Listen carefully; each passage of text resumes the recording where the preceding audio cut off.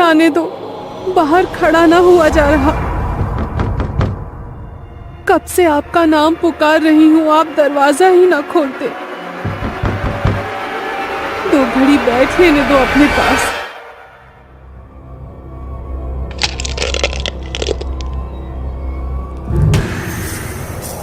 इस कहानी की लेखिका है सोनिया सैनी।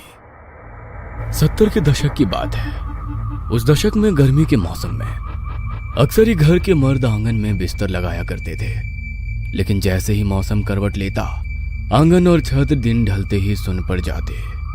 नवंबर का पहला सप्ताह था। हल्की गुलाबी ठंड ने दस्तक दे दी थी। मोहन जिद पर अड़ा था कि वो अभी भी अपना बिस्तर बाहर आंगन में ही लगाएगा। बेटे के दिल की बात वसुंधरा खूब समझती थी। जानती थी रातों को मोहन आज भी पत्नी की याद में आंसू बहाता है। रुक्मणी की याद उसके दिल पर ऐसे बादल बनकर छाई थी कि उसकी मौत के बाद मोहन ने एक बार भी उसके कमरे में पांव नहीं रखा था। कमरे में पत्नी की याद उसे बेचैन ना करे, इसीलिए वो हर रोज आंगन में ही बिस्तर लगाता था। रात्रि का तीसरा पहर रहा होगा। कुंडापुर गांव में अपने दालान में चारपाई बिछाए मोहन गहरी नींद के आगोश में समाया हुआ था। मोहन इतनी गहरी नींद में था कि उसे आसपास होने वाली कोई भी हलचल सुनाई नहीं दे रही थी। नींद में उसे अचानक एहसास हुआ कि जैसे किसी ने उसका नाम लेकर उसे पुकारा है। एकाएक ही उसकी नींद टूटती है और वो घबरा कर उठकर बैठ जाता है। मोहन को बाहर आंगन का दरवाजा पीटने की लगातार आवाज सुनाई दे रही थी। इतनी रात को कौन आ गया जो ऐसे दरवाजा पीट रहा है? अरे माँ की तो बड़ी कच्ची नींद है, जरा सी आहट होने पर उठकर बैठ जाती है। आज इतना शोर होने पर भी माँ दिखाई क्यों नहीं दे रही? मोहन हैरान परेशान होते हुए दरवाजे की ओर कदम बढ़ाता है। तभी उसे पीछे से किसी की आवाज सुनाई देती है। कहाँ जा रहा है इतनी रात को? मोहन ने पीछे मुड़ के देखा तो पाया उसकी माँ वसुंधरा ठीक उसके पीछे खड़ी हुई थी। कब से कोई दरवाजा पीट रहा है, मेरा नाम लेकर भी पुकारा कई बार। दरवाजा खोलने जा रहा हूँ। मेरी तो आज बड़ी गहरी नींद लगी थी। आपको भी आवाज नहीं आई थी क्या? कैसी बात कर रहा है छोरा? कौन इतनी रात को दरवाजा पीटेगा? अरे तुझे वहम हुआ है। मुझे तो दरवाजा पीटने की कोई आवाज नहीं आ रही। सो जा चुप करके। ऐसे आधी रात में बिना सोचे समझे दरवाजा नहीं खोलते। अरे नहीं माँ, मैं कोई झूठ थोड़ी ना बोल रहा हूँ। मुझे कोई वहम ना हुआ। सच में अभी कोई दरवाजा पीट रहा था। अरे कुछ सपना देख लिया होगा। चल अब सो जा। अच्छा, वैसे इतनी रात को तुम यहाँ? मैं भी बाथरूम जाने को उठी थी, तभी देखा तू उठकर दरवाजा खोलने जा रहा है तो तुझे टोक दिया। माँ के कहने पर मोहन चुपचाप जाकर अपनी चारपाई पर लेट जाता है। लेकिन अब जैसे नींद उसकी आंखों से कोसों दूर चली गई थी।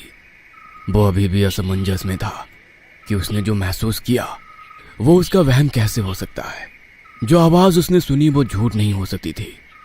मोहन चारपाई पर लेटा करवट बदल रहा था। तकरीबन रात के 2 बज गए थे और मोहन एक बार फिर गहरी नींद में चला गया था। अचानक ही उसे किसी के कुएं से पानी खींचने की आवाज सुनाई देने लगी। मोहन ने अपनी कलाई पर बंधी घड़ी की ओर नजर घुमाई। अभी रात के 2:30 बजे थे। चाहे जो मजबूरी हो, गांव में 4 बजे से पहले औरतें कुएं में पानी नहीं खींचती। फिर ऐसी आधी रात को कुएं पर कौन हो सकता है? एक बार फिर मोहन अपनी चारपाई से उठ खड़ा हुआ और धीमे कदमों से आंगन के दरवाजे के पास पहुंचा। कौन है बाहर?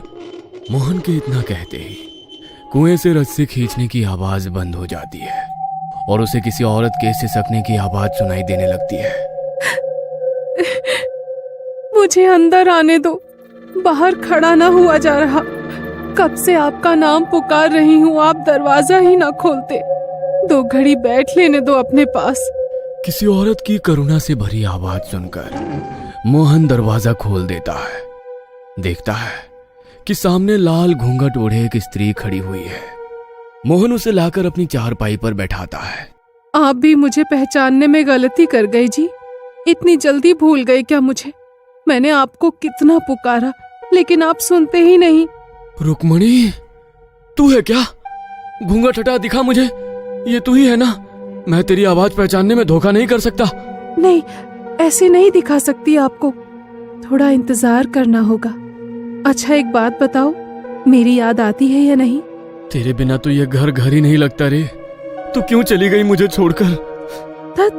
मैं ना मानती। जो मुझे याद करते तो अकेले कैसे रह लेते? बोलो, साबित करोगे अपना प्रेम? हाँ हाँ बता, क्या करना होगा? अमावस्या की रात मैं आऊंगी तुम्हें लेने। अगर प्यार करते हो तो मेरे साथ चलना होगा। बोलो, चलोगे ना? अभी मेरा जाने का समय हो गया है, मुझे चलना होगा। नहीं, मुझे छोड़कर मत जाओ, मैं तुम्हारे बिना नहीं रह सकता। मेरे पास बैठो ना कुछ देर। ठीक है, मैं वादा करती हूँ, फिर तुमसे मिलने आऊंगी। बस किसी से कुछ कहना नहीं। जब से रुक्मणी ने मोहन से वादा किया था, मोहन हर रात जाग कर बिता रहा था, क्योंकि वो रुक्मणी से मिलने का मौका खोना नहीं चाहता था। तीसरी रात को तकरीबन 2 बजे फिर से उसके दरवाजे पर दस्तक होती है। मोहन समझ गया था कि वो रुक्मणी ही है, इसलिए वो लपक कर दरवाजा खोल देता है। रुक्मणी अंदर आती है और मोहन के साथ बैठकर बातें करने लगती है। पता नहीं आज बार बार क्यों नींद उचट रही है। एक बार जाकर मोहन को देखाती हूँ। पता नहीं क्या हो गया इस लड़के को। जब से वो रुक्मणी गई है, ना तो किसी से बात करता है, ना रातों को सोता है।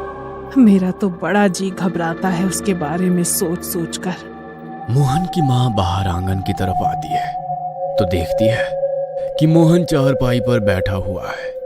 चारपाई के थोड़ा और करीब आने पर वसुंधरा देखती है कि दिन भर एक भी शब्द अपने मुंह से ना निकालने वाला मोहन आंगन में लगे खाली झूले की ओर मुंह करके जाने क्या बड़बड़ा रहा है, और झूला भी लगातार हिल रहा है। मोहन, यहाँ अकेले में बैठा क्या बड़बड़ा रहा है बेटा? चल अंदर चल, ठंड बढ़ रही है, यहाँ तबीयत खराब हो जाएगी। माँ, मैं अकेले नहीं था, वो रुक्मणी है ना यहाँ, उसके साथ बातें करते रात बड़े आराम से कट जाती है। क्या? रुक्मणी? कहाँ है रुक्मणी? वसुंधरा के इतना कहते ही हिलता हुआ झूला अचानक से रुक जाता है। लो, चली गई। उसे तुम्हारा यहाँ आना अच्छा नहीं लगा, तुम्हें गुस्से से देख रही थी। बेटे के मुंह से ऐसी बातें सुनने के बाद वसुंधरा के पैरों तले से जैसे जमीन खिसक गई थी। किसी तरह अपने आप को संभालते वो अंदर गई और जाकर अपने पति को जगाने लगी। अरे मोहन के बापू, अरे उठो। मैं कहती थी छोरे को अकेले बाहर आंगन में मत सोने दो, लेकिन आप लोगों ने मेरी एक बात पर भी गौर ना किया। अरे कुछ पता भी है क्या चल रहा है आपके छोरे के साथ? अरे भाग्यवान, क्या हो गया? क्यों आधी रात को शोर मचा रही हो?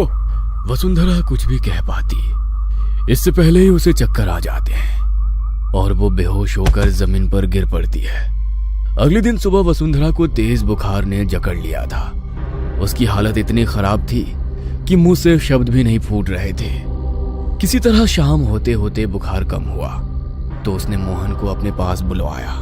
मोहन, आज के बाद तू बाहर आंगन में नहीं सोएगा, और मैंने पहले भी कहा है, तू हनुमान चालीसा का पाठ किया कर बेटा।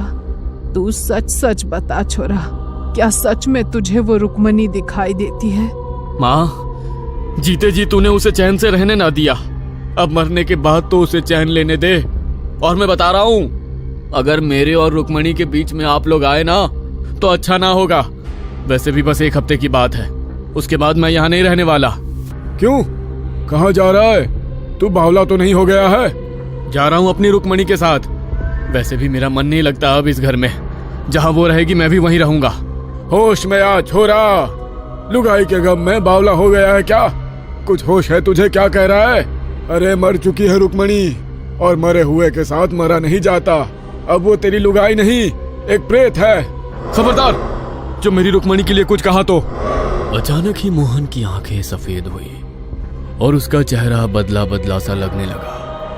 दोहरी सी आवाज में उसने कहा, जब ये मेरे साथ जाना चाहता है तो तू बीच में क्यों आ रहा है? दूर रह वरना पछताएगा। मोहन का ये रूप देखकर घर में सभी सदमे में आ गए थे। उसके बाद किसी की भी मोहन से एक भी शब्द कहने की हिम्मत ना हुई। कुछ देर बाद मोहन थोड़ा सामान्य हो गया था, लेकिन उसके चेहरे पर एक अजीब सी बेचैनी दिखाई पड़ रही थी। अगले 2 दिनों तक मोहन ने ना किसी से बात की, ना ही कुछ खाया पिया। बस बेचैनी में वो हर समय अपनी उंगलियां आपस में रगड़कर अपने कमरे में चहलकदमी करता रहता।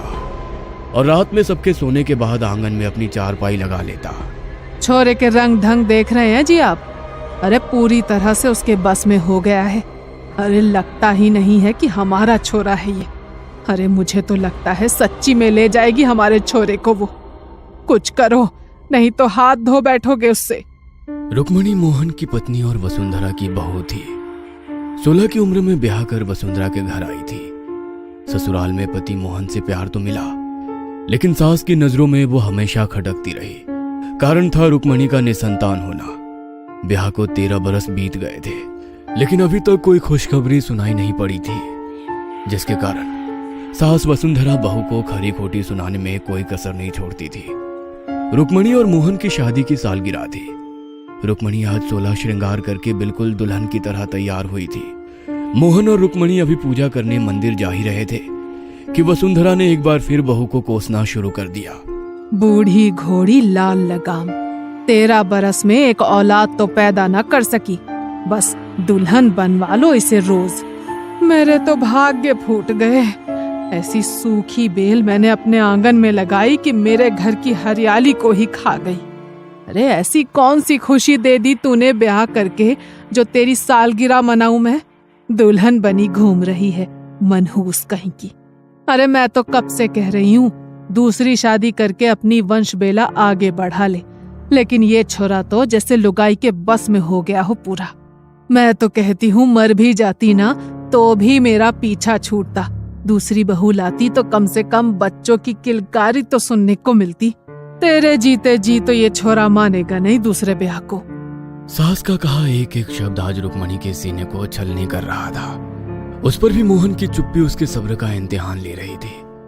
रुक्मणी ने ठहर कर एक पल को पति की ओर देखा और घूंघट में मुंह छिपाकर रोने लगी। जब सास के ताने उसके बर्दाश्त से बाहर हो गए तो रुक्मणी घर से निकली और जाकर सीधा कुएं में कूद गई। जब कहीं घंटों तक भी रुक्मणी घर में दिखाई ना दी, तब चारों ओर सब उसे ढूंढने लगे। अचानक ही मोहन की नजर कुएं में तैरती उसकी लाल चुनरी पर पड़ी तो उसके मुंह से चीख निकल गई। वो आखिरी बार था जब किसी ने मोहन के मुंह से आवाज सुनी थी। उसके बाद तो मोहन ने ऐसी चुप्पी साधी कि बात करना ही बंद कर दिया। मन ही मन मां वसुंधरा भी बहू की मौत से बहुत दुखी थी। गुस्से में वो रुक्मणी को हमेशा ही बहुत कुछ कह दिया करती थी, लेकिन वास्तव में वो ऐसा कभी कुछ नहीं चाहती थी कि रुक्मणी ऐसा कोई कदम उठा ले। मोहन को रुक्मणी की मौत का ऐसा सदमा लगा था कि वो रुक्मणी की मौत का जिम्मेदार खुद को ही समझने लगा। रुक्मणी की मौत के बाद उस कुएं के पास अजीबोगरीब घटनाएं घटने लगी। कभी वहां से किसी के चीखने की आवाज सुनाई देती, तो कभी कुएं के पास खून की छींटें दिखाई पड़ती। कभी खून से सने पांव के निशान मिलते, तो कभी कुएं का पानी लाल हो जाता। गांव में दबी जुबान से ये बात होने लगी थी कि वसुंधरा की बहू की मुक्ति नहीं हुई है और अब वो एक प्रेत बन गई है जो अपने होने का एहसास करा रही है। पूरे परिवार में डर का माहौल बन गया था। ऐसे में मदद मांगने वसुंधरा और उसका पति एक तांत्रिक के पास जाते हैं। आपकी बहू की असमय मृत्यु हुई है, इसमें कोई संदेह नहीं कि वो एक प्रेत बनकर आपके घर के पास मंडरा रही हो। क्योंकि वो कुआं आपके घर के अंदर ही है, इसलिए सबसे पहले तो आप उस कुएं को घर की 4 दीवारी के बाहर कर दो। बाबा की बात सुनकर घर का दरवाजा गिराकर कुएं के दूसरी ओर से दरवाजा बनाया गया। अब घर के दरवाजे से कुछ ही कदम की दूरी पर ही कुआं था। सबके मन में डर तो अभी भी था, किंतु बाबा के ऊपर यकीन करने के अलावा फिलहाल कोई और चारा नहीं था। जब से दरवाजा बनवाया था, कुएं के पास होने वाली घटनाएं जैसे थम सी गई थी। वसुंधरा भी जैसे निश्चिंत हो गई थी। अब शायद रुक्मणी की आत्मा उन्हें नहीं सताएगी, लेकिन जिस दिन से उसने अपने बेटे मोहन को रुक्मणी से बातें करते देखा था, उसकी रातों की नींद और दिन का चैन गायब हो गए थे।